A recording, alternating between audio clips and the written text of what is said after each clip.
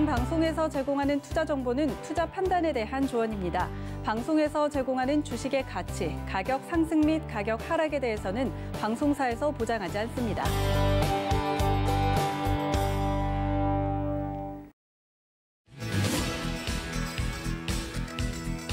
안녕하세요. 베스트 트레이딩밴 거래자들 일부 진행의 이수연, 도지은입니다. 네, 오늘 코스피 코스닥 양시장이 모두 상승 반전에 성공했습니다. 코스닥 같은 경우는 또 오전 11시 30분쯤에 저점을 터치했다가 다시 이렇게 우상향 곡선을 그려주면서 반등에 성공을 해줬잖아요. 네, 정말 오늘 롤러코스터 같은 장이었던 것 같아요.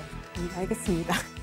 제가 이제 방송 시작하기 전에 우리 도앵커님께서 롤러코스터 노래를 한번 불러주시겠다고 했는데 제가 목을 가다듬고 노래를 꼭 하려고 했는데 제가 청하의 롤러코스터를 굉장히 좋아해서 근데 오늘 시장 같은 경우 롤러코스터 같다는 게 좋은 뜻이 아니잖아요. 맞습니다. 그래도 이 장을 아예 안 보셨던 분들은 오늘 시장이 올랐네 하셨을 수 있겠지만 장을 또 하루 종일 쳐다보신 분들은 정말 심쿵하셨을 그런 하루였습니다. 거래자들 1부, 2부 2시간 동안 함께 하시면서 다양한 투자 전략들 얻어가시면 좋겠습니다. 그럼 거래자들 1부 지금 출발합니다.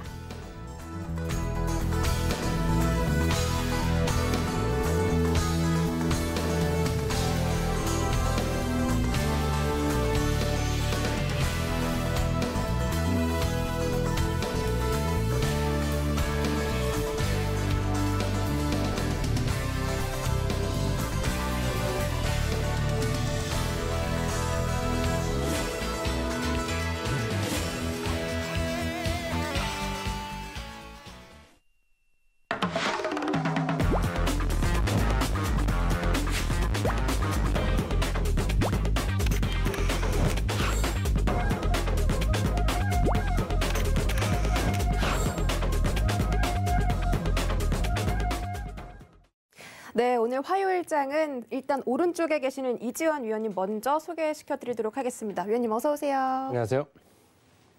네, 반갑습니다. 저기 화면에 최충성 위원님 나가고 계신데 인사 부탁드릴게요. 저는 혼자 하네요. 아니에요. 네. 저희가 함께 맞아드리니까 위원님 조금 기다리세요. 이주원 전문가님 먼저 인사를 나누고 저희가 시작을 해봐야 될 것 같은데요. 네. 그럼 이주원 위원님한테 좀 바로 좀 시장 이야기 좀 여쭤볼까요? 맞아요. 오늘 같은 롤러코스터 장에 매도세보다 매수세가 적었다라고 말씀해 주셨는데 좀 자세히 이야기 좀 부탁드릴게요. 네, 아마 이제 오늘 코스피 시장이 좀 반등이 나왔고 코스닥 시장도 뭐 약하지만 강보합권 좀 모습이 나왔습니다. 어떻게 보면 지금 지난 한 6, 7일간 내렸던 것에 비하면 정말 기술적 반등밖에 되지 않는 그런 모습이 있지라도 어쨌든 오늘 이렇게 양봉을 좀 보신 분들은 마음을 좀 쓸어내렸을 것 같습니다. 외국인들이 주식시장에서 소폭 매수를 좀 했고 선물을 매수하면서 기간에 프로그램 매수를 좀 유발을 시켰고요. 최근 장은 뭐 외국인들이 선물로 거의 좌지우지하면서 이 선물로 기간의 프로그램 물량을 매도 매수를 조절하는 모습, 거의 뭐 외국인 선물이 다다라고 말할 수 있을 정도의 장인데 그 부분은 지난번에 말씀드린 것처럼 매수의 주체가 상당히 부재합니다. 정말 저도 이제 보고 있으면은 가끔씩 조금씩 시장에 대해서 좀 짜증이 나는 부분이 예전처럼 뭐 외국인들 선물을 뭐 2만 계약, 3만 계약 동원을 하면서 시장을 움직이는 게 아니라 장중 움직이면 거의 한 2, 3천 계약, 우리 돈으로 환산하면 그 한 2, 300억 정도?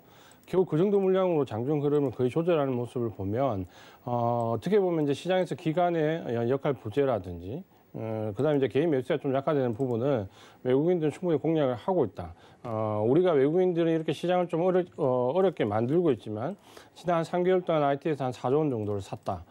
이제 이런 부분들이 많은 부분들을 함축을 하고 있습니다. 오늘 이제 IT 쪽에서 강한 반등이 좀 나왔는데, 물론 이제 이게 기술적 반등이라면 내일 다시 또 내려갈 겁니다. 근데 우리가 오늘 반등에서 한번 좀 인상 깊었던 점은 결국 시장이 반등이 나오면 외국인들이 지난 3개월 동안 거의 한 4조 원 가까이 샀던 결국 IT 섹터가 시장 상승률의 3, 4배만큼 강하게 나온다는 걸 일단 이 부분을 확인했다라는 점이 중요하다라고 생각을 좀 할 수 있고요. 그렇게 보신다면 내일부터 시장이 다시 또 밀리거나 혹은 기간 조정 양상을 간다고 하더라도 우리가 어느 쪽에 포커스를 맞춰야 되는지는 좀 명확해지고 있습니다. 그러니까 이런 부분들을 좀 생각하시면서 시장이 어렵다라는 부분만은 생각하지 말고 여기서 이제 어떤 대응을 하고 어떤 전략적을 가지고 이후에 이제 장을 대응할지 이제 좀 더 구체화시켜서 실행을 할 때다라고 말씀을 좀 드리겠습니다. 네, 앞으로 또 기간적인 조정이 나올 수 있기 때문에 지금 조정보다 더 큰, 더 힘든 장이 나올 수가 있습니다. 여러분들 혼자 이런 주식시장 겪기 어려우신 분들은 우리 이지환 위원님과 장중에 함께 해보시면 좋을 것 같습니다. 노란톡에 서울경제 이지환이라고 검색하고 들어오시면 이런 시장 이야기들 정말 이만한 내용으로 항상 요약을 해주시고 있기 때문에 여러분들의 투자 전략에 가장 많은 도움이 되실 겁니다. 지금 바로 들어와 주시거나 밑에 나가고 있는 QR코드 휴대폰 카메라로 비추시기만 하셔도 입장 가능하니까 내일장부터 당장 함께 해보시기 바랄게요. 네, 저희 이지환 위원님도 짜증이 나긴 나는군요, 시장을 보면서. 저는 워낙에 이제 시장 등락이 클 때마다 우리 이지환 위원님이 차분하게 대응해 주셔가지고 화 안 날 줄 아셨는데. 그래도 우리 위원님도 사람이더라고요. 그러니까요. 또 이렇게 위원님들 마저 짜증이 나는 시장이다 보니까 네. 앞으로 시장이 좀 걱정되기도 하고 저 같은 개인 투자자는 진짜 울고 웃거든요. 오늘 좀 울다 우셨었어요. 그러니까 롤러코스터여가지고 장중에 조금 울다가 네. 끝엔 다시 웃었던 그런 아주 뭐랄까요, 굉장히 잘 끓는 물 같은 그런 사람이라서. 양은 냄비 같은 장이었네요. 그러니까요. 주린이는 어쩔 수 없나 봐요. 일단 제 옆에 계신 최충성 위원님께도 시장 이야기를 여쭤봐야 될 것 같습니다. 위원님께서는 계속 좀 기회장을 기다리자고 이야기를 해주셨는데 아직 네. 때가 아닌 거죠? 그렇죠.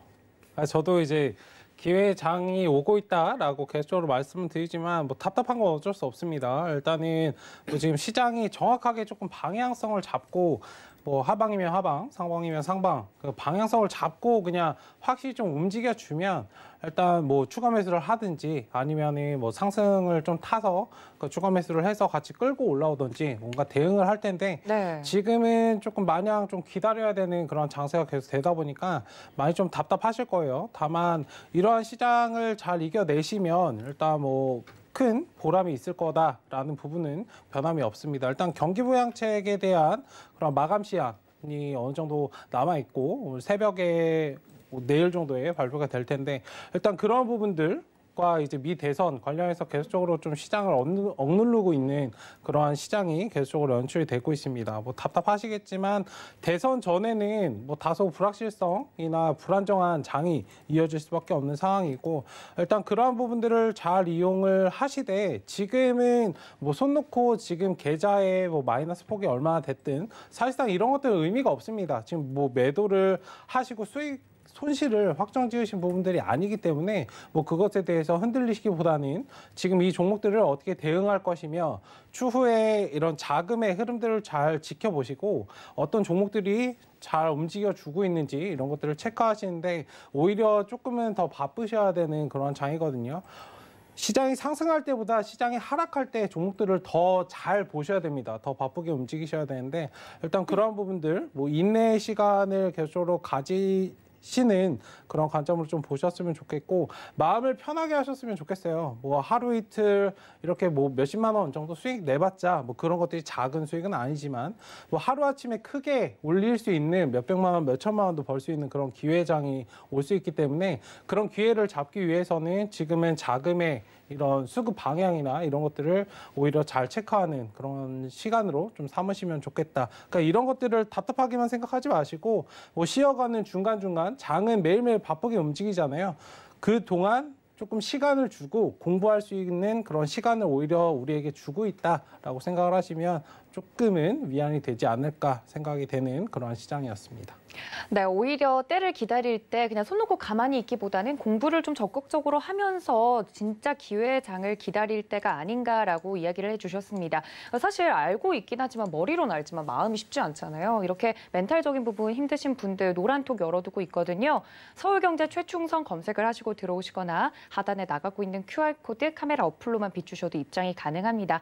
저희 위원님들 요즘 인기가 너무 많아지셔가지고 이제 가짜방들도 생기고 있다고 하더라고요. 노란톡방에서 저희 위원님들은 오픈 채팅방만 열어두고 있다는 점 다시 한번 알려드리면서 정품 인증방에 들어와야 여러분들 이런 시장 이야기들 나누실 수 있다는 점까지 알려드리도록 하겠습니다. 네, 그리고 잠시 뒤에 8시 30분에 서울경제 더하기 채널도 활짝 열리게 됩니다. 오늘은 박원재 위원님께서 함께 해주시고요. 가격이 흔들려 마음도 흔들릴 때 무엇을 해야 하나 이런 정말 시적인 표현 같은 주제로 오늘 방송 진행해 주신다고 하는데 정말 어려운 장인 만큼 여러분들이 박원재 위원님 말씀도 함께 참고해 보시면서 주식 전략들 알차게 챙겨가시기 바라겠습니다. 그럼 저희는 슬기로운 주식생활 주제 함께 확인하시죠. 치킨값 벌 수 있는 종목. 올해는 코로나로 주말에도 집콕을 하며 보내는 것이 습관이 됐습니다. 집에서 IPTV 영화를 보며 치맥을 하고 싶은데요. 반반 무만이는 진리죠. 치킨값 벌 수 있는 종목 무엇이 있을까요? 네, 어제 저희가 또 이 치킨값 벌 수 있는 종목에 대해서 이야기를 했을 때 그렇죠. 시청자분들의 반응이 정말 핫했습니다. 역시 먹을 얘기가 통하나 봐요. 먹는 맞아요. 얘기가. 3시간 동안 치킨 이야기를 해주셨는데 그러니까요. 우리 위원님께서 치킨 좋아하세요? 자녀분들이 좋아하지 보통 않습니다. 안 좋아하세요? 오. 네, 그러면- 저희 가족들이 워낙 좋아하기 때문에 아, 네. 특히 저희 집에 있는 데가 그 일주일에 한 5일 정도를 시키기 네? 때문에 일주일에 5일이면? 좋아하지 않습니다. 안 좋아하실 만하네요. 의원님은 질릴만 하네요. 그럼 최충성 의원님은요? 치킨 좋아하시죠? 좋아합니다. 치킨에 콜라? 치킨에 맥주? 치킨에 맥주죠. 아이고 알겠습니다. 네, 저랑 안 맞네요. 저 치킨에 콜라거든요. 소주 드시는 거 아니에요? 아니요. 저는 뭘 드신다고요? 소주 아니고 아. 치킨에 콜라를 즐겨 먹습니다. 여러분. 네. 그러면은 우리 이재한 의원님께서 일주일에 5번이면 치킨값이 거의 10만 원이 넘지 않나요? 어유 그러네요. 사실 이제 저희 와이프도 굉장히 좋아하고 그 다음에 저희 애도 굉장히 좋아하기 때문에 거의 뭐 요즘은 사실 밖에 나가기 어렵기 때문에 배달 많이 네. 시키잖아요. 네. 배달 시키는 90%가 네. 저희는 치킨이기 때문에 선택의 여지가 별로 없고 네. 웬만한 치킨은 진짜 거의 뭐 다 섭렵하고 있다라고 말씀 좀 드리고 싶습니다. 그러니까 치킨값이 많이 비싸잖아요. 사실 이제 요즘 좀 치킨값이 많이 비싼데 네. 제가 이제 아무래도 이쪽으로 좀 일을 하다 보니까 치킨값의 구조가 어떻게 될까 한번 생각해 본 적이 있거든요. 아, 오, 그래요? 진지하게. 그럼 오늘 가지고 오신 종목이 그 정도는 받아야 될 것 같더라고요. 아, 그래요? 치킨값이 그러니까 단순하게 닭값만 넣고 볼 수가 없기 때문에 그 정도는 좀 받아야 되지 않을까 생각은 좀 하는데 네. 비싸긴 비쌉니다. 그러니까 그 비싼 치킨을 좀 어떻게 하면 주식으로 일주일에 5번씩 마음껏 시켜 먹을 수 있을지 지금 바로 알려주시겠어요? 네, 오늘 이제 말씀드릴 부분은 사실 뭐 치킨값 정도로 생각하기는 좀 어렵고요. 뭐 치킨으로 시키신다면 뭐 일주일에 7일 정도 시키시고 어유 매일매일. 매일매일 시켜도 부담 없을 만한 종목인데 사실 이제 오늘은 아마 제가 대부분 종목을 말씀드릴 때 첫 줄만 말씀드려도 90%가 알 수 있는 종목인데 오늘은 아마도 마지막까지 다 들어도 모르실 겁니다. 그러니까 저와 같이 노란통에서 매매하시는 분들만 충분히 알 수 있는 종목이다라고 말씀을 좀 드리겠고요. 이 종목은 일단 디지털 뉴딜과 그린 뉴딜에 대한 공통분모를 가지고 있습니다. 물론 이제 이 부분은 아마 이제 머릿속에 그릴 겁니다. 이 두 가지가 겹치는 섹터는 뭐 우리가 다 알고 있는 그 겹치는 바로 그 섹터에 맞습니다. 그 섹터고요. 최근에 이제 이 섹터가 8월 달부터 조정을 야기했죠. 어떻게 보면 조정이 가장 먼저 시작됐던 섹터였고 그러다 보니까 낙폭도 지금 현재 가장 큰 섹터 중에 하나입니다. 이 말은 이제 가격적인 메리트가 이제 서서히 이제 발생이 되고 있다라고 말씀을 좀 드리겠고요. 특히 이 섹터 내에서 이 종목은 어떤 종목을 살 것인가라는 그 부분에 대한 어떤 일종의 선택에 대한 어려움을 좀 해소시킬 수 있는 상품이다. 이렇게 말씀을 좀 드리겠고요. 대부분 이제 보통 이제 첫 줄만 들어도 아는데 오늘 아마 세 줄 다 들으면 모르실 겁니다. 그래서 마지막까지 좀 잘 보시고 아마도 지금 현재 이 종목을 사시면은 치킨 값을 1년치 이상은 제 생각에 볼 수 있을 것 같습니다. 그러니까 꼭 좀 주목을 해서 우리 시청자분들도 함께 한번 들어보시면 좋을 것 같습니다. 뭐 치킨을 1년 내내 먹을 수 있다고 하는 종목이니까 치킨이 아니라 더 좋은 것도 먹을 수 있겠네요. 뭐 삼계탕 정도도 가능하겠는데요. 가능합니다. 네, 알겠습니다. 그리고 이제 오늘 설명을 좀 보니까 가장 낙폭이 큰 주도 섹터다 이런 말이 참 와닿는데 항상 우리 이재현 위원님께서는 주도 섹터를 매수해야 한다고 말씀을 해주시는데 그중에서도 가장 낙폭이 컸다는 건 저가 매수로서의 좀 매력이 있다 이렇게 좀 볼 수 있을까요? 네, 가격적인 메리트가 충분히 있다라고 말씀 좀 드리겠고 네. 가장 먼저 제가 말씀드린 조정을 어떻게 보면 우리 시장 조정 8월달 시장을 조정을 야기했던 섹터이기 때문에 아마 이 섹터 이제 우리가 좀 주목을 해야 될 이유는 시장이 지금 아마 우리 시청자분들께서 궁금하실 겁니다. 언제 반등이 나올지 상승으로 돌아설지. 제가 볼 때는 이 섹터가 상승으로 돌아서는 시점이 바로 우리 시장이 조정이 끝나는 시점이다라고 말씀을 좀 드리겠습니다. 굉장히 중요한 섹터고 좀 눈치채신 우리 시청자분들도 계실 것 같습니다. 이 섹터의 조정으로 인해서 우리 시장의 조정이 나왔다. 그래서 이 섹터가 다시 반등을 해주면 우리 시장도 그때서야 조정이 끝날 것이다라고 말씀해 주셨는데 어떤 종목인지 정말 궁금합니다. 2부까지 끝까지 채널 고정해 주시기 바랄게요. 자, 이재환 전문가님의 오늘 종목 굉장히 맞추기 어려울 거라고 이야기를 해주셨습니다. 댓글창 보니까 양계장은 차릴 수 있을 정도인가 봐요. 뭐 이런 이야기를 해주셨는데. 저 차리고 싶어요. 그러니까요. 1년 내내 치킨을 먹을 수 있다고 하잖아요. 네. 더더욱이 최충성 위원님 종목이 기대가 됩니다. 위원님은 1년 내내 좀 치킨값 가능한 종목일까요, 이거? 네, 저는 치킨집을 차릴 수 있는 여긴 치킨집. 종목을, 네. 좋은데요? 너무 좋네요. 창업까지 책임져 주시고. 창업 스타일로. 네. 네. 사 먹는 것보다 만들어 먹는 게 제일 좋죠. 네, 어떤 종목일까요? 일단 최근에 미디어 관련주가 굉장히 좀 잘 움직이고 있고 이에 대해서 맞춰서 시장 흐름에 맞춰서 일단 종목을 말씀드리려고 합니다. 이 종목에 뭐 많이 아실 거예요. 인터넷 사업도 하고 있고 영상 사업이나 뭐 전산 사업, 교육 사업, 뭐 기타 사업을 굉장히 많이 하고 있습니다. 전 다각화된 그런 기업을 좋아하기 때문에 일단 이런 부분들이 영위하고 있다 정도를 체크하시면 좋을 것 같고 매출이나 영업이익은 계속적으로 꾸준히 발생하고 있다. 그리고 기존에 상승을 하고 이제 하락 조정에 따른 반등 시세가 예상되는 구간이다. 그리고 대선 관련해서 계속적으로 그런 부분에 대해서도 영향을 받을 수 있기 때문에 천천히 중기적인 관점에서 보신다면 크게 수익을 얻어갈 수 있는 종목을 가지고 나왔습니다. 네, 정말 뭐 치킨을 넘어서 치킨집을 그냥 차릴 수 있는 종목이다라고 이야기를 해주셨으니까 너무 기대가 됩니다. 2부에서 이 종목명들은 모두 공개가 될 예정이고요. 또 거기에 따른 매매 전략까지 챙겨드릴 예정이니까 끝까지 함께해 주시면 좋을 것 같습니다. 네, 알겠습니다. 그럼 여기까지 슬기로운 주식 생활 정리해보고 저희는 트레이딩 Q&A 시간으로 넘어가 보시죠.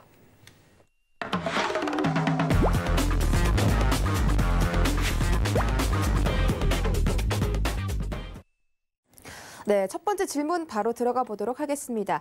SK하이닉스 미국의 인텔 낸드 사업을 10조 원에 인수했다라는 그런 기사입니다. 원래 SK하이닉스가 이제 D램을 좀 주력으로 하고 있는 기업이었고 D램 가격이 많이 하락하면서 주가의 하락도 같이 나온 그런 종목이었죠. 네네. 그러면은 만약에 미국의 인텔에서 낸드 사업까지 인수를 해버린 거면 지금 입지가 거의 삼성전자급으로 올라올 수 있는 건가요? 그렇지는 않고요. 그렇지는 않나요? 그렇지는 않지만 그래도 상당히 제가 봤을 때는 네. 좋은 호재라고 생각이 듭니다. 물론 이제 단기적인 리스크는 좀 안고 가지만 아마 제가 볼 때는 SK 최태원 회장이 아마 승부수를 던진 것 같습니다. 그러니까 그 정도로 우리가 시각을 좀 봐줘도 될 것 같고요. 이제 두 가지 측면에서 제가 볼 때는 굉장히 좋다라고 보는데 먼저 SK 하이닉스의 사업 구조를 보시면은 SK 하이닉스는 메모리 반도체 주력을 하면서도 D램 반도체가 전체 매출의 한 73, 40% 정도 됩니다. 절대적이죠. 그리고 낸드 플래시가 한 20% 초반 살짝 넘거든요. 네. 그러니까 D램과 낸드 플래시의 가격 비중이 사실 굉장히 편차가 많이 납니다. 근데 지금 이제 중요한 부분은 뭐냐면 낸드 플래시는 지금 성장률 올해만 봐도 한 27% 정도 성장률이 나오거든요. 시장에서. D램은 성장률이 올해 한 3% 내외입니다. 그러니까 지금 우리가 알고 있는 대로 메모리 반도체에서 낸드 플래시가 D램보다 성장률이 훨씬 크게 지금 나오고 있다는 거죠. 그러니까 그만큼 더 먹음직스러운 먹잇감이고 한 2022년, 23년 정도 되면 50% 이상 시장이 성장할 걸로 기대가 되거든요. 그렇게 본다면 SK하이닉스가 이런 성장성을 가지고 있는 종목을 주력으로 다시 편입했다라는 부분은 상당히 긍정적이다라고 일단 평가를 해줘야 되는 부분은 맞고요. 또 한 가지는 이 성장성이 큰 낸드 플래시를 D램에 치우쳐 있는 SK가 하이닉스가 이걸 인수하면서 전체적인 비중을 보면 지금 아까 좀 전에 말씀드린 한 70대 한 20 정도밖에 비율이 안 되는데 만약에 이제 이 부분을 인수하게 되면 한 6대4 비율 정도로 아주 이상적으로 맞춰집니다. 그래서 D램이 한 6 정도, 낸드 플래시가 한 4 정도. 그러니까 6대4니까 상당히 사업 구조가 어느 정도 양축으로 안정성을 좀 가져갈 수 있는 부분이 좀 된다라는 거죠. 그런 부분에서 저는 이 두 가지 측면에서 낸드 플래시의 성장성과 SK하이닉스의 사업 구조를 양축으로 맞출 수 있다는 점에서 상당히 긍정적으로 보고 단기적으로 이 10조 원이라는 비용 문제 때문에 조금 시장에서 좀 받아들일 악재가 좀 있는데 사실 이 반도체 하는 기업의 10조 원이면 큰 금액이 아닙니다. 왜냐하면 실제로 반도체 공장에서 라인 하나만 건설해도 10조 원입니다. 그러니까 라인 하나 건설해도 10조 원인데 이 낸드 플래시 인텔의 사업 부분 전체를 받아오는 조건은 10조 원이면 사실 제가 봤을 때 가격이 그렇게 비싼 편은 아니거든요. 그런 상징성이 있고 또 이 애플이 가지고 있던 부분에 대한 사업부에 대한 상징성이 있습니다. 우리가 지금 알고 있는 이 메모리 반도체는 사실 가장 원조가 인텔이거든요. 네. 우리가 보통 이제 D램이 삼성전자가 일본에서 받아왔기 때문에 D램의 원조가 일본이라고 생각할 수 있는데 이 D램도 사실은 애플에서 가장 세계 최초로 먼저 개발했습니다. 그러니까 D램을 개발했다가 이 D램이 일본 업체들에게 밀리면서 결국은 지금 삼성전자가 사품을 잡고 있고 됐고 결국 이제 이 낸드 플래시가 다시 이제 SK 하이닉스로 넘어오면서 어떻게 보면 애플이 우리나라 전 세계 글로벌 최초로 이 메모리 반도체에서 낸드 플래시와 인텔이 이 두 가지를 가지고 있었던 부분이 어떻게 보면 삼성전자와 SK 하이닉스라는 우리나라 기업들한테 다 넘어오는 어떻게 보면 하나의 상징적인 좀 사건이 좀 될 수 있습니다. 그러니까 이런 부분들을 생각해 보신다면 단기적으로 SK 하이닉스가 악재라는 부분은 조금씩 대두가 되지만 전체적인 중장기적인 흐름을 보면 제가 볼 때는 상당히 탁월한 선택을 했다라는 부분과 함께 삼성전자가 비메모리 반도체 쪽으로 지금 대만의 TSMC와 이제 내년부터 대전을 치르지 않습니까?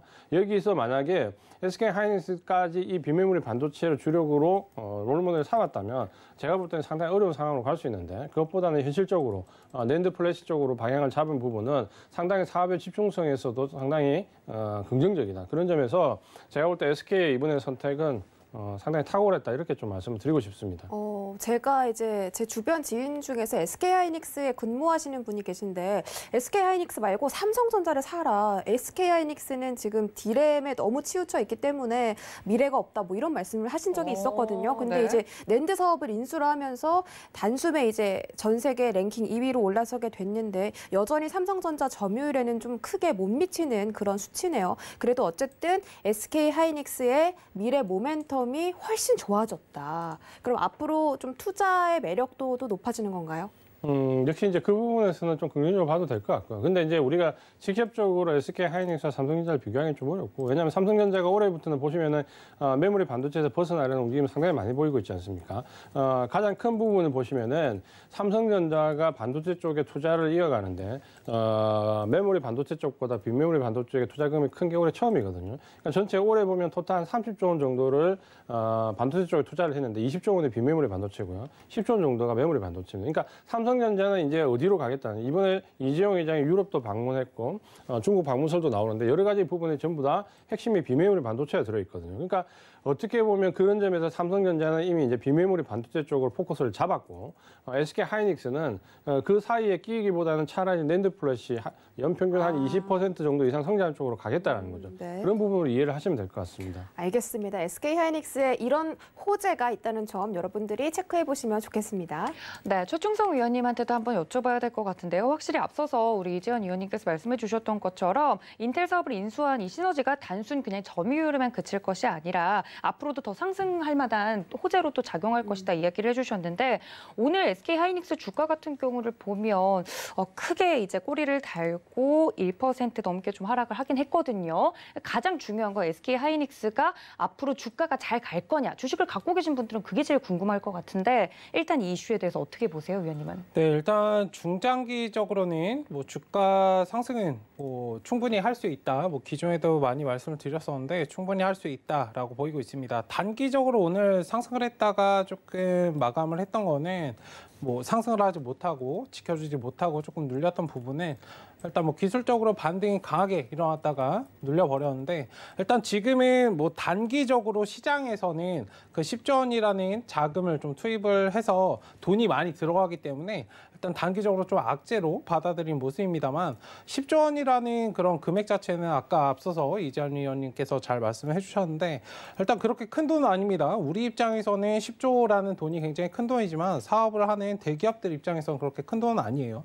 일단 그렇기 때문에 이제는 뭐 중장기적으로 어떤 부분이 활성화가 되고 시장 점유율을 좀 확대해 갈 수 있는가에 대해서 좀 눈여겨보시고 중장기적으로 투자를 하시는데 그렇게 좀 관심을 가지셔야 되는데, 뭐 SSD나 이런 부분들이 굉장히 좀 하이닉스가 가지고 있는 약점이었습니다. 일단 인텔과 관련해서 이런 사업들을 인수를 하면서 일단 이런 부분들을 좀 보완을 하고 4차 산업과 관련해서 계속적으로 코로나19 장기화뿐만 아니라 4차 산업과 관련해서 그런 부분들에 대해서 계속적으로 반도체가 쓰여지고 있기 때문에 데이터 수요가 계속적으로 증가하고 있는 모습에 대해서 뭐 그런 부분들도 지금 오히려 대비하는 모습이고 앞서서 계속적으로 발생할 수 있는 그런 시너지가 날 효과는 충분하기 때문에 주가도 영업이익도 증가가 되면서 일단 주가도 상승을 할 것이다. 특히 이제 중국에서도 이런 부분들을 많이 관심을 가지고 있거든요.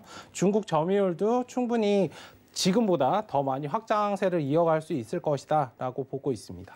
알겠습니다. 확실히 두 분의 위원님께서 공통적으로 굉장한 호재로 보고 계십니다. SK하이닉스 같은 경우는 뭐 삼성전자와 더불어서 우리나라에서 IT 투톱으로 꼽히고 있고 많은 개인 투자자분들이 가지고 계시더라고요, 실제로도. 그래서 그만큼 관심이 많은 종목이니만큼 이런 호재가 뜬 만큼 여러분들 앞으로 매매하시는 데 있어서 도움 말씀 받아가셨으면 좋겠습니다. 네, 그럼 SK하이닉스 이슈 정리해보고요. 저희는 다음 주제 확인해 보시죠.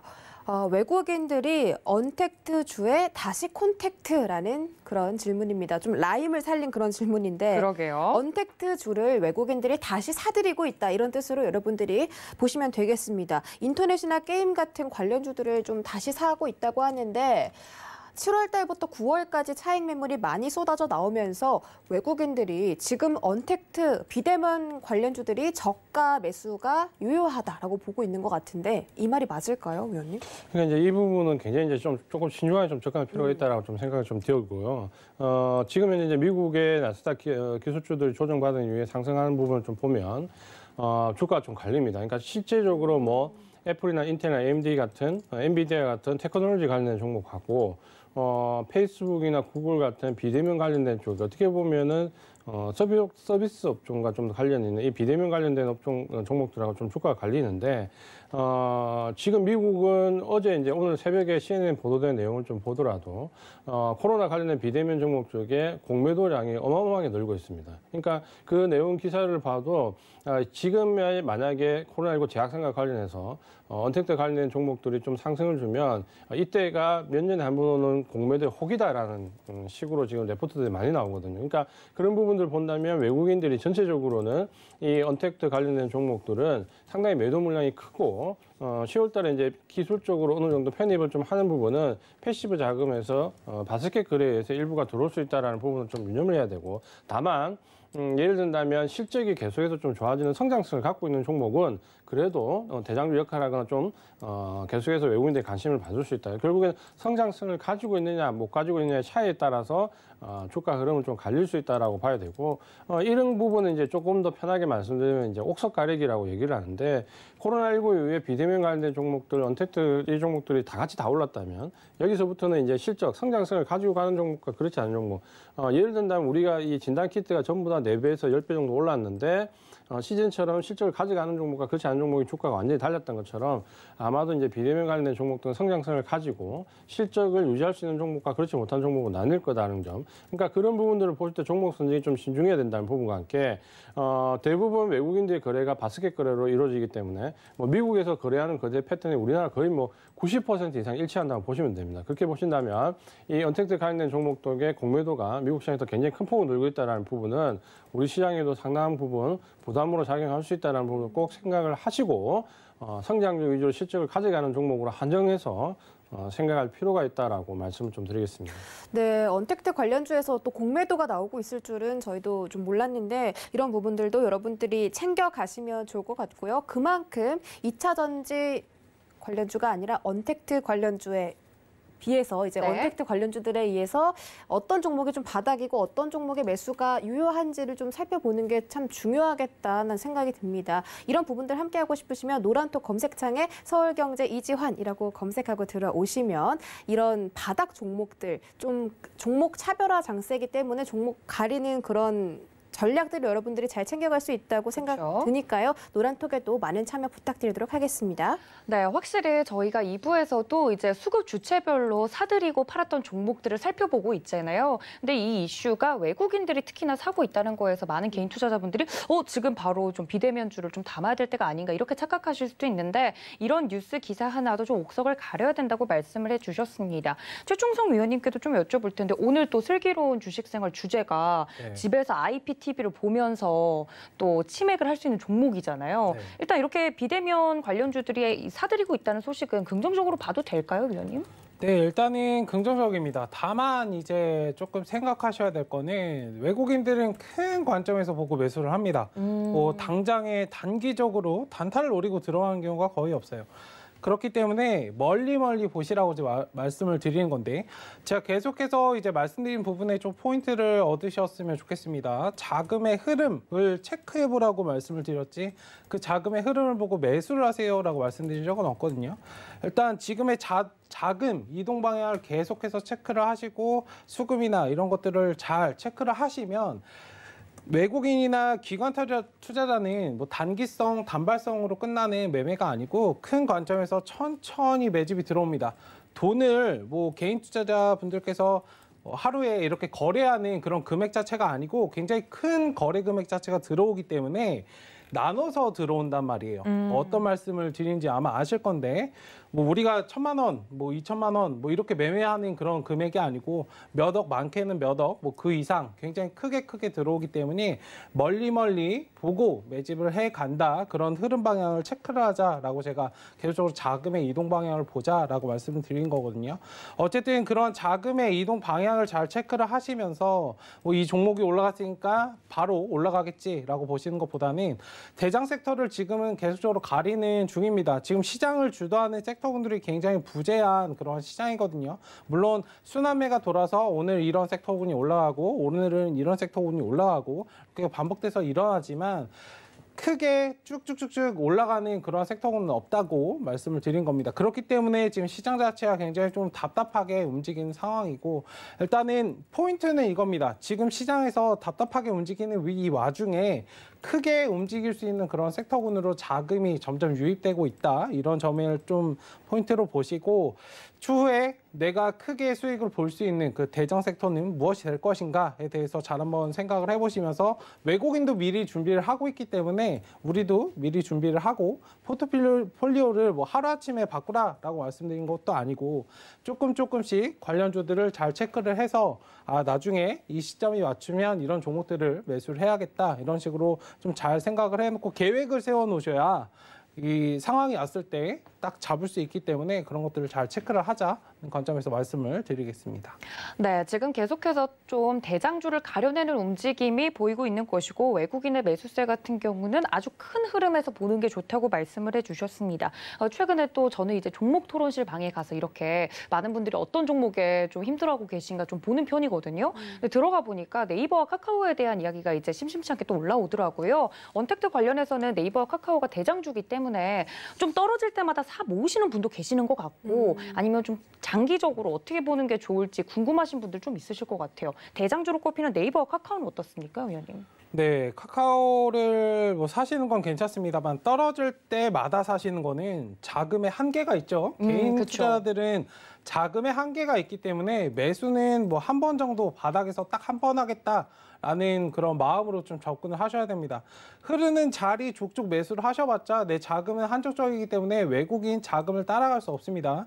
이 점을 명확히 기억하셔서 차트가 흐르고 깨지고 있으면은, 물론 내가 종목을 어떤 종목을 사서 지금 손실 구간 뭐 마이너스 10%, 20%가 보고 싶지 않아서 7%, 뭐 6% 이렇게 줄이고 싶어가지고 매수를 하신 분들이 많으신데, 천천히 그냥 떨어지면 떨어질 때까지 그냥 기다리시면 됩니다. 가만히 기다리셨다가 바닥권에서 한번 사면은 마이너스 20%가 마이너스 10%로 한 번에 바뀌거든요.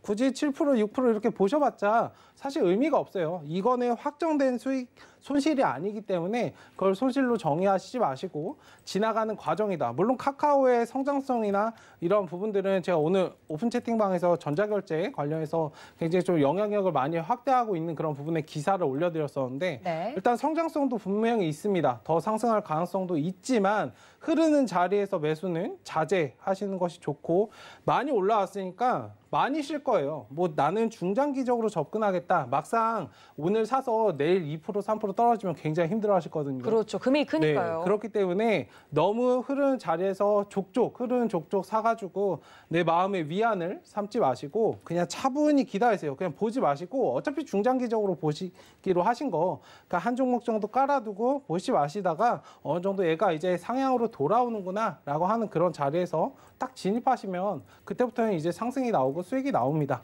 네, 그렇게 좀 마음 편하게 하셨으면 좋겠습니다. 알겠습니다. 개인 투자자분들에게 정말 꿀팁이 될 것 같습니다. 이런 네이버와 카카오 참 난 중장기적으로 볼 거야라고 했어도 내일 당장 떨어지면 1, 2% 떨어지면 심쿵하거든요. 이런 분들을 위한 말씀까지 해주셨고요. 노란톡방 들어오시면 관련된 이런 주가와 관련된 이슈, 기사들도 함께 만나보실 수 있습니다. 서울경제 최충선 검색을 하시고 들어오시거나 하단에 나가고 있는 QR코드 있으시죠? 카메라 어플로만 비추셔도 들어오실 수 있다고 하니까 들어오셔서 관련된 종목에 대한 흐름 다 체크하기 어렵다 하시는 분들은 들어오시면 이런 도움 말씀 받아가실 수 있다는 점까지 알려드릴게요.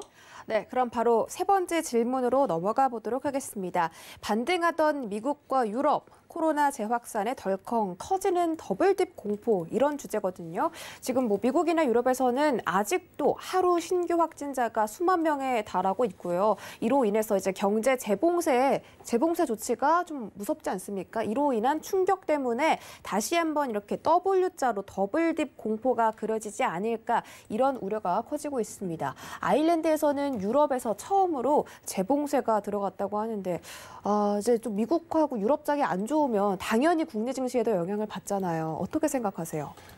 이제 이 부분에 대해서는 제가 제 생각을 말씀드리는 것보다 과거의 사례를 좀 참조하는 게 좀 좋을 것 같습니다. 결론부터 말씀드리면 팬데믹이라는 어떤 질병이 그러니까 유행 팬데믹 정도로 갔던 질병이 왔을 때 2차 팬데믹이 와서 더블딥으로 간 적은 단 한 번도 없습니다. 증시 역사 이래로. 그 과정을 좀 보면 20세기 이후에 우리가 팬데믹이라 부를 만한 질병은 이전에 이번 코로나19 외에 3번이 있었습니다. 그러니까 1910년대, 17년, 18년도에 스페인 독감이 있었죠. 그리고 1950년대, 57년도에 아시아 독감이 있었습니다. 그리고 1960년대, 68년도에 홍콩 독감이 있었습니다. 이 세 가지가 이전에 이제 팬데믹이 왔었던 경우고 2차 팬데믹이 온 경우도 이 세 가지 경우에 있습니다. 그때 사례를 좀 살펴보면 2차 팬데믹은 이미 1차 팬데믹이 왔을 때 공포에 어떻게 보면 증시는 이제 공포와 기대를 먹고 사는데 이 공포감이 이미 다 반영이 돼버렸기 때문에 2차 팬데믹이 왔을 때 실제로 더블립으로 내려간 경우는 이 세 가지 경우에서 한 번도 없었고요. 최대 낙폭을 기록했던 때가 홍콩 독감 때 12% 정도 낙폭이 나왔습니다. 그러니까 지금 정도 벌써 이미 시장에 반영된 정도 낙폭이 나왔을 정도가 됐고 왜 그런 이제 이렇게 2차 팬데믹이 시장에 영향을 주지 않느냐는 좀 전에 말씀드린 것처럼 우리가 1차 팬데믹이 왔을 때와 지금 현재 2차 팬데믹, 3차 팬데믹 얘기하는 부분을 봤을 때 공포감이 다릅니다. 그러니까 1차 팬데믹 할 때 우리 정보를 몰랐죠. 어떻게 대응했는데. 지금은 사람들 다 알고 있습니다. 환자 수가 얼마 늘어나? 그러면 사회적 거리두기 2단계 가겠구나. 2.5단계 가겠구나. 3단계 가겠구나. 이미 예측을 다 하고 있다는 거죠. 그리고 사회적 봉쇄 조치가 떨어지면 2주나 3주 정도 지나면 환자 수가 또 줄어들겠구나. 이제 다 이런 부분들을 알고 있다는 거죠. 그러니까 이런 부분들이 증시에 주는 충격은 상당히 줄어들고 과거의 사례를 보면 이제 WD까지 가는 일은 없다라는 부분을 꼭 말씀을 좀 드리고 싶고요. 아마 지금 유럽이 이미 이제 빠른 국가들은 한 2주 전부터 1주 전부터 봉쇄 정치를 어느 정도 실시를 하고 있거든요. 그러면 가장 큰 부분이 뭐냐면 우리가 지금 뭐 이걸 지금 3차 팬데믹이라고 얘기하는데 그렇게까지는 분류가 안 될 것 같고 과거에 2차 팬데믹이 왔을 때 이 특징을 보면 첫 번째가 학생들이 학교에 가기 시작하면서부터 2차 팬데믹이 오고요. 네. 그다음에 그 2차 팬데믹 규정을 두는 가장 큰 이유가 치사율입니다. 그러니까 1차 팬데믹 때보다 대부분 다 2차 팬데믹 때 사망자가 더 많았습니다. 그러니까 그런 부분이 중요한데 한 가지 다행스러운 부분은 코로나19는 사망률이 치명률이 그렇게 높지 않다라는 부분이죠. 그렇기 때문에 사회적 거리두기나 봉쇄 조치를 하면 전파력 때문에 환자 수가 극히 감소하기 때문에 이미 경험을 해봤다는 거죠. 그러면 증시에 대한 충격은 더블딥을 준 예는 일단은 과거의 사례가 한 번도 없었다라는 부분을 말씀 좀 드리고 싶고 네. 대신에 증시에 충격이 좀 온다면 과거의 사례로 봤을 때는 대부분 그 충격이 올 때가 초과 매수하기 좋은 자리였습니다. 그러니까 그런 부분들을 한번 생각해 보신다면 너무 우리가 공포심을 가지고 장을 대하기보다는 실제적으로 과거에 어떤 흐름을 가졌냐를 좀 보고 지금 시장도 좀 판별할 필요가 있다라고 말씀을 드리겠습니다. 네, 과거를 되돌아보는 것도 참 중요합니다. 언제나 주식시장은 경험에 또 이렇게 반사되는 작용도 있기 때문에 그런데 이제 위원님, 이 코로나 때문에 또 처음 생긴 단어라고 하는데 팬데믹이 아니라 엔데믹 시대라고 합니다. 코로나 바이러스가 아예 풍토병으로 이 시대에 토착화가 돼서 이제 연별로 좀 주기적으로 다시 좀 되돌아오는 독감 같은 그런 병이 되지 않을까 거의 과학자들이 언급을 하고 있거든요. 그러니까 이제 이 부분을 어떻게 보면 이제 만약에 이렇게 되는 거죠. 그러니까 코로나19와 뭐 제가 의사는 아니지만 독감의 가장 큰 차이가 뭐냐면 백신이 있냐 없냐 여부의 차이일 뿐이라고 저는 좀 생각합니다. 그 뭐냐면 미국 같은 경우는 독감이 왔을 때 특히 보통 이제 한 해 사망자가 한 7, 8명에서 많으면 10만 명이 넘습니다. 독감으로 사망하는 분수가. 우리나라도 잘 모르시겠죠. 5천 명 이상 됩니다. 한 해 독감으로 사망하는 사람이. 그렇게 본다면 지금 코로나19가 무서운 거는 이런 치명률이 아니라 전파력이죠. 네. 그러니까 굉장히 빠르게 전파되기 때문인데 만약에 이제 백신이 나와가지고 어느 정도 그 전파력이 좀 줄어든다면 아마도 일반 독감처럼 나중에는 취급할 수 있지 않을까라는 부분을 좀 말씀드리고 싶고 과거에 세 차례의 팬데믹을 보면 사망자 숫자가 지금 코로나19보다 훨씬 상회합니다. 물론 이제 의료 기술도 그때랑 많이 차이가 나겠지만 치명률은 굉장히 크다는 거예요. 예를 든다면 이제 이런 걸 우리가 가까운 예로 예를 들어줄게요. 예를 들어 메르스 우리 다 겪어봤잖아요. 네. 메르스는 3명 걸리면 3명 중에 1명은 죽습니다. 그러니까 치명률 33%인데 지금에 있는 코로나19는 그렇지는 않다라는 거죠. 아마 이제 이런 부분 때문에 어느 정도 백신이 나오고 치료제가 조금씩 받쳐주면은 매년 찾아온다고 하더라도 그렇게 지금 우리가 공포스럽게 대하지는 않을 것이다. 다만 지금은 백신도 없고 치료제도 없기 때문에 네. 상당히 이런 어려움을 겪을 수밖에 없다라고 말씀 좀 드리고 싶습니다. 네, 불행 중 다행인 건 코로나 바이러스가 치명률이 다른 전염병에 비해서 낮다라는 점인데 이런 부분을 좀 감안해서 앞으로는 좀 코로나 바이러스가 전파도 좀 줄어들고 백신도 개발이 돼서 좀 이런 위기를 극복할 수 있었으면 좋겠습니다. 여기서 이렇게 잠시 뒤에 이주연 위원님의 의견 더 들어보도록 하겠고요. 지금 서울경제 더하기 채널이 오픈됐습니다. 박원재 위원님께서 한창 강의를 진행해 주시고 계십니다. 지금 열심히 차트랑 이런 거 저런 거 분석하고 계신데 주식시장의 가격이 흔들려서 마음도 흔들릴 때 어떤 전략이 필요한지 궁금하신 분들은 지금 바로 서울경제 더하기 채널로 이동해 보시기 바랍니다. 자, 그렇다면 최충성 위원님한테도 한번 여쭤봐야 될 것 같습니다. 뉴스에서는 더블딥 공포다 이런 식으로 이야기가 나오고 있는데 확실히 우리 시장 같은 경우는 최근에 호재보다 악재에 더 민감하게 반응하는 모습인 것 같습니다. 이 이슈도 그냥 그렇게 해석을 해보면 될까요? 네, 일단은 코로나 관련해서는 예전보다 그렇게 확진자가 나왔다고 하더라도 그렇게 겁을 내거나 경각심을 가지거나 그런 경우가 많지 않습니다.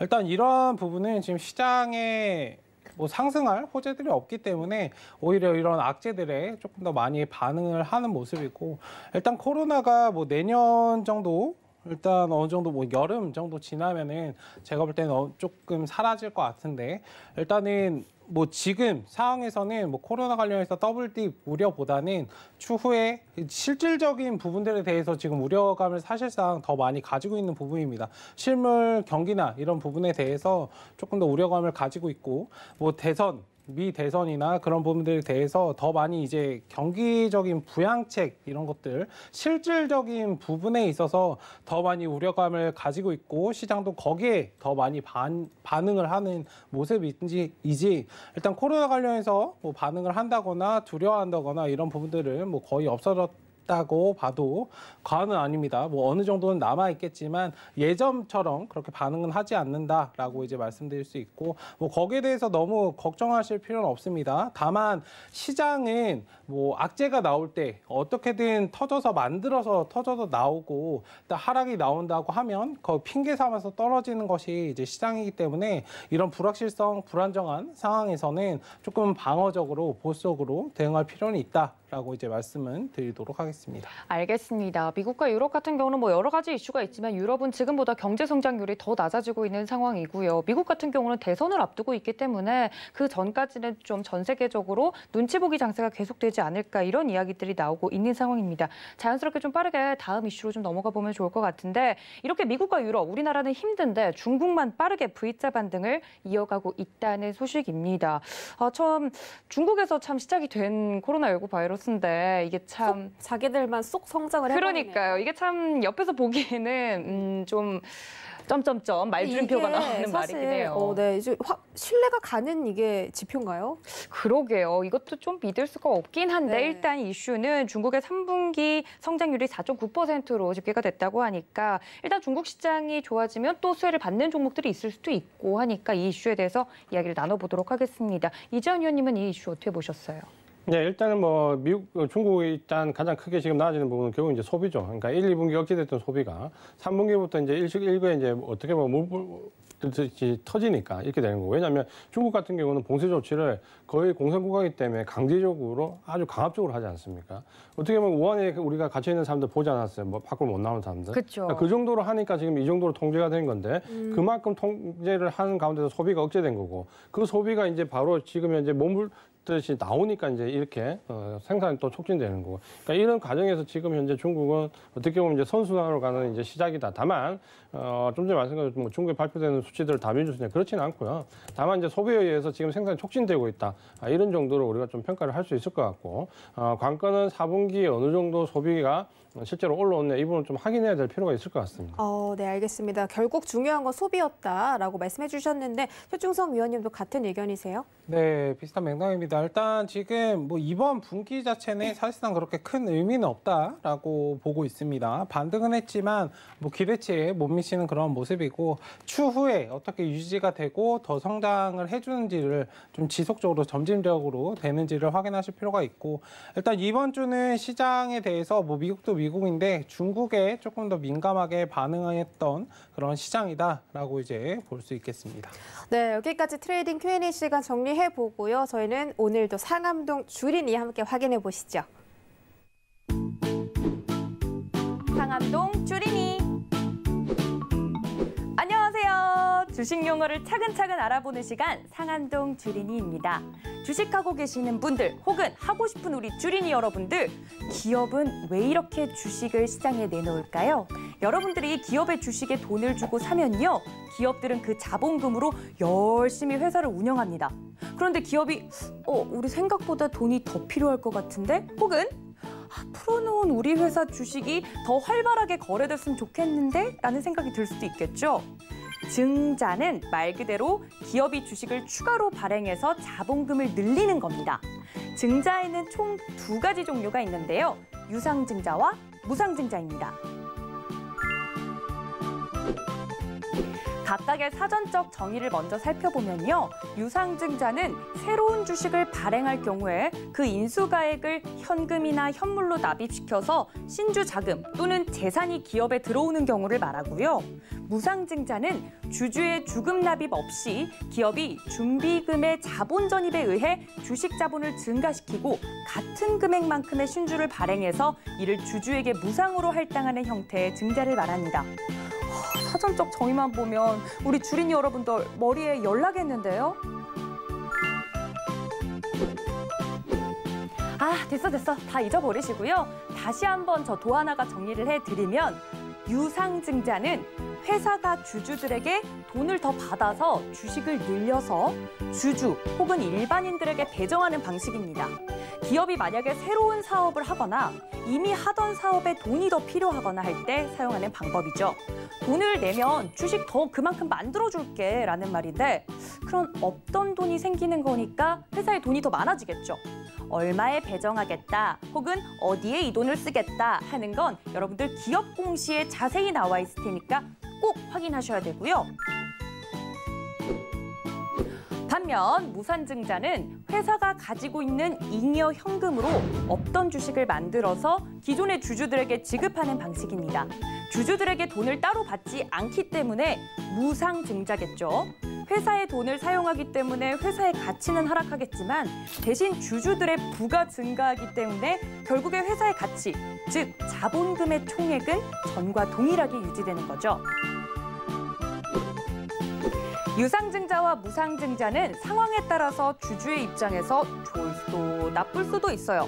그러니까 꼭 이 기업이 왜 유상 혹은 무상증자를 하려고 하는지 기업 공시를 꼼꼼하게 살펴볼 것 아셨죠? 그럼 다음 이 시간에 또 만나요. 안녕!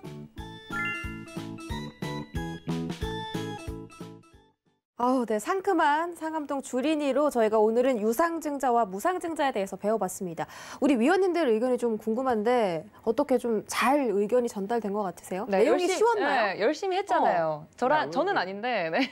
처음 하시는 분들한테 도움이 상당히 될 것 같고 아이고. 아무래도 지금 이제 시장에는 굉장히 처음 주식을 접하시는 분들이 너무 많습니다. 지금 시장에. 그러니까 그런 분들한테 충분히 도움이 될 것 같고 제가 알기로는 또 우리 최 위원님께서 그런 분들을 위한 또 프로그램을 잘 운영하고 계시기 때문에 아무래도 거기서도 좀 큰 도움을 받을 수 있을 것 같고 상당히 인상 깊게 좀 들었습니다. 네, 어떠세요? 최 의원님은 우리 네. 도 앵커님 닮은 분께서 그러니까요. 굉장히 열심히 하지 않던가요? 굉장히 닮으셨네요. 그러니까요. 좀 닮았는데 귀엽잖아요. 너무 귀여워요. 네, 저는 아닌데 알겠습니다. 열심히 설명을 해주셨는데 어떻게 좀 내용이 마음에 드세요? 그림으로 해가지고 네, 이해하기 쉽네요. 말하는 사람은 어떻던가요? 말하는 사람은 뭐 잘 모르겠습니다.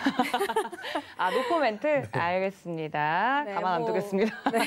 상암동 주린이는 또 다음에도 계속되니까요. 여러분들께 간단한 어려운 기초 설명들 모두 저희가 전달해 드리도록 하겠습니다. 벌써 1시간 마칠 시간이 됐는데 이어지는 2부에서 우리 위원님들의 종목이 공개되니까 끝까지 시청해 주시는 점 잊지 않으셨으면 좋겠습니다. 참고로 본 방송에서 제공해 드렸던 정보는 투자 판단에 대한 조언일 뿐 해당 주식의 가치나 수익률을 보장하진 않습니다. 또 배트맨은 자본시장 통합법도 준수하고 있습니다. 1:1 투자 상담부터 유사 수신 행위까지 모든 불법 사항들을 엄중하게 금지하고 있다는 점 전해드리면서 저희는 잠시 뒤에 돌아올게요. 채널 고정!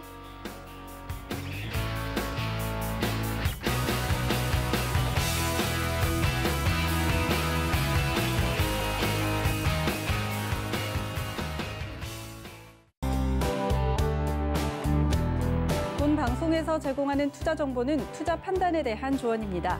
방송에서 제공하는 주식의 가치, 가격 상승 및 가격 하락에 대해서는 방송사에서 보장하지 않습니다.